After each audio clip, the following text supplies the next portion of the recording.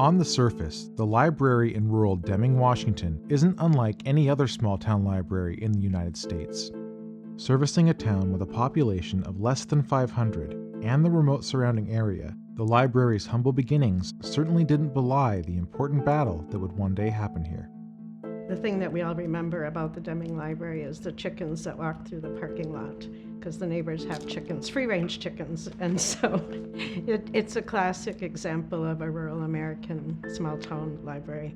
In June of 2004, the nation was still recovering from the terrorist attacks of September 11, 2001. In the wake of the tragedy, the United States government took unprecedented steps to prevent future attacks. Some ways this story starts on 9/11. And all the concern there was then with security in the United States, in the Patriot Act that came out of that time in terms of how surveillance could be done, how the government could have information that it needed to have, and so on. With every government agency in a perpetual state of high alert, virtually no lead was too small to investigate. Well, I think it was a Tuesday afternoon, and I was working at the front counter, and this gentleman came up to the front desk and explained to me that he was with the FBI and that they would like information on who had checked out this book. It was a biography of Osama bin Laden. And I remember my first thought was, oh my, this is the situation we've been trained for. The Deming branch was one of 9 libraries in the Whatcom County library system, and the library's refusal to comply with the FBI's records request was not a spur-of-the-moment decision.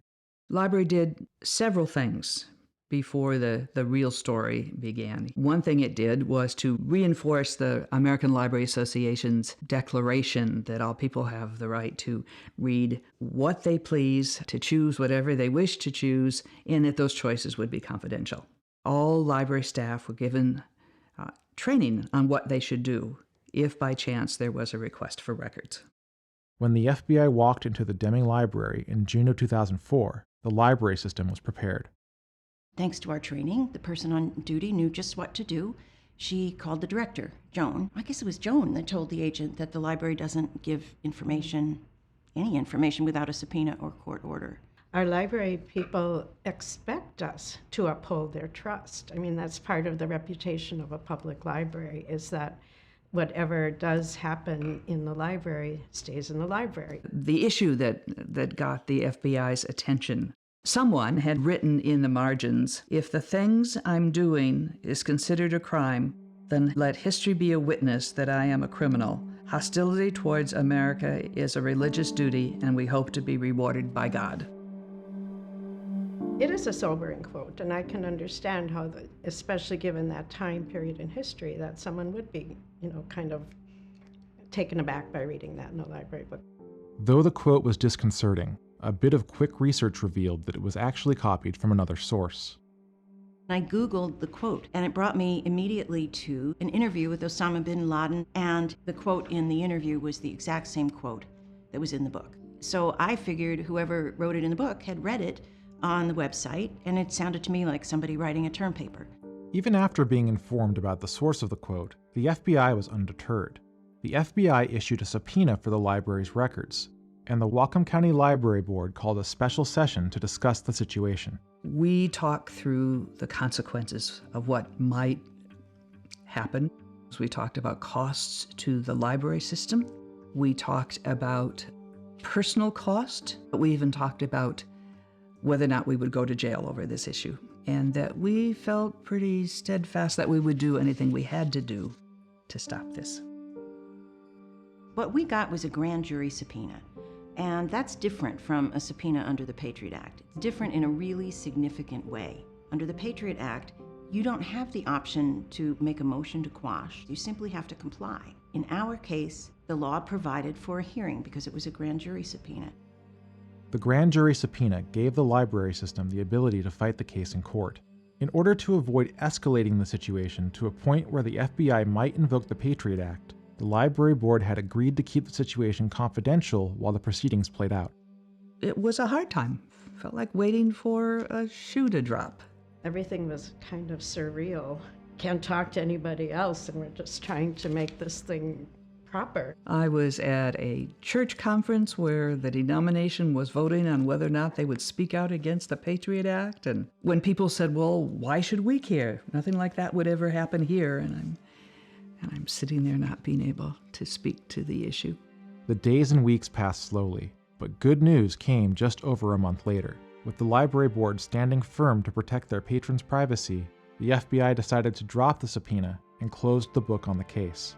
The fact that we had a hearing was what concluded the case. The hearing process gives both parties a chance to set out, here are my interests, here's why my client should get what he or she wants. I had done that and asked that the subpoena be quashed unless the FBI could show some imminent harm, and they didn't.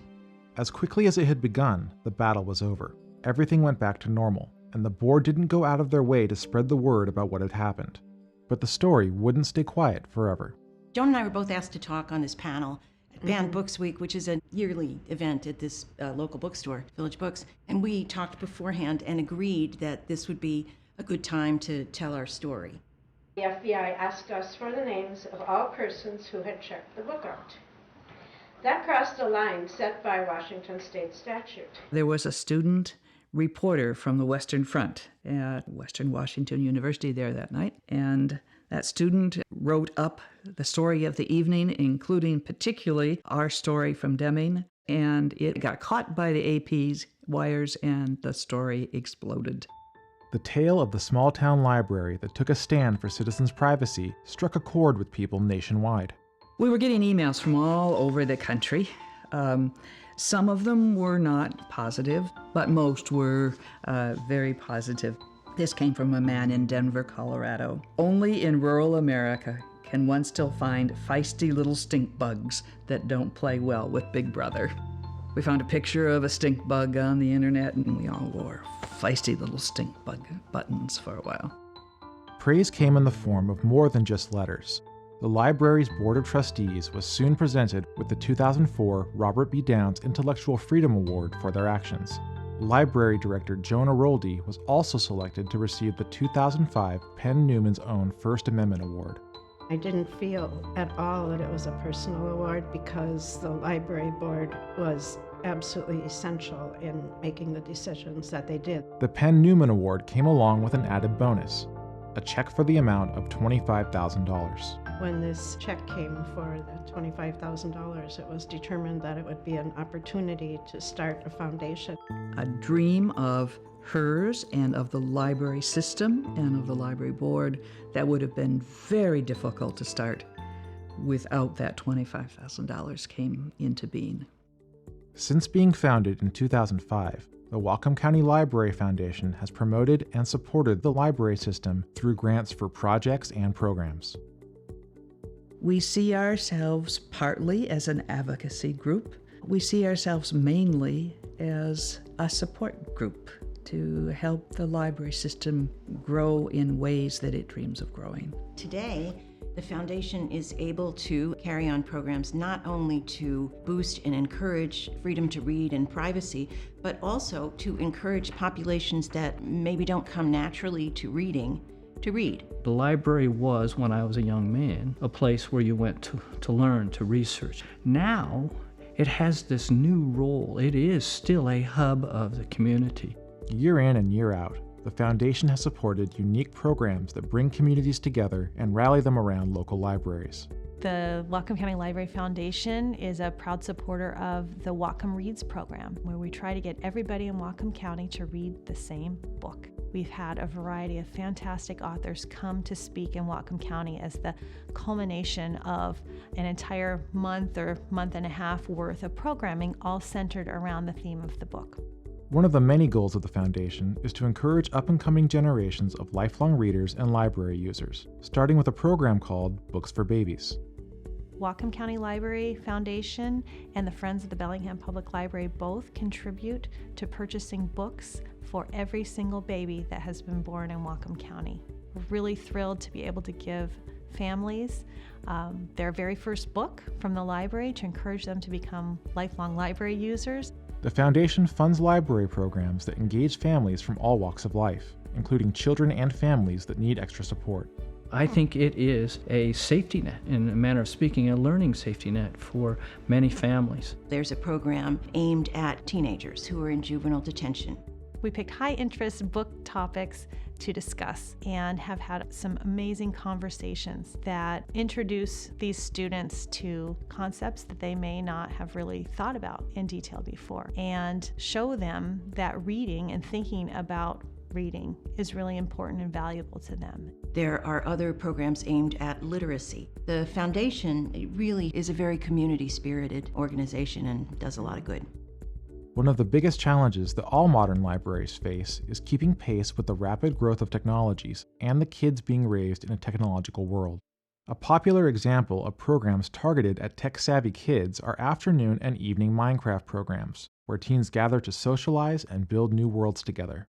It's really engaging. It's a way for people to interact. And there are many teens who don't have access to computers at home, and the library can provide that to them. And so if they're there and they realize there are other resources available to them at the library, even better. I think libraries represent communities coming together, people in the community coming together, and in rural areas, more so. These are often the main civic building in a community. We don't have perhaps museums and community recreation centers. We have our library. Growing and supporting Whatcom County's libraries is a never-ending task, and one that is only made possible by the generosity of the community itself. In Whatcom County, we are blessed by a wonderful community who values and supports their library and uses it in really high numbers. We all share a hope that libraries, public libraries, will continue infinitely into the future. And in order for that to happen, we need to build an endowment that can help sustain us financially over the long haul. We need to continue to work on privacy issues and communicating the value of public libraries across Whatcom County. There's so many good causes out there to raise funds, and that's one of the challenges of every foundation. Well, certainly the library system itself, being a public entity, is limited. It can't do any fundraising. And so the role that the foundation plays is it works with the library system, identifies future needs, capital needs, and says, tell you what, let us help you raise those funds from the private sector. Moving forward, the Whatcom County Library Foundation will continue to grow and adapt to an ever-changing world. But there are still people in our community who don't know about the library, and we feel like those people are missing out. And we want to make sure that everybody in Whatcom County knows what their tax dollars are supporting, what others feel so strongly about that they're willing to provide their own funding to support, and we want everybody to get the maximum value out of the library system. So we really want to get that message out and encourage people to use the library. Whatever the future may bring, the Library Foundation will continue to build upon the passion and dedication of its founding members. For those of us who were involved in that process in 2004, it was a hard time when all of a sudden you had to put into action what you had intellectually said you believed in. It was just a time of trying to do everything right. And looking back on it, I wouldn't change anything about what happened. It is a joy to me that out of that hard time, something as good as the foundation has come. Libraries are critical to the well-being of our community, and sustaining a vibrant library system requires ongoing public support. The Whatcom County Library Foundation invites you to be a part of this process by volunteering to serve on the Foundation Board, by joining your local library's Friends group, or through your much-appreciated financial support. Every contribution makes a difference, because Whatcom County Libraries are the best place to begin. To learn more about supporting Whatcom County Libraries, visit wcls.org/foundation.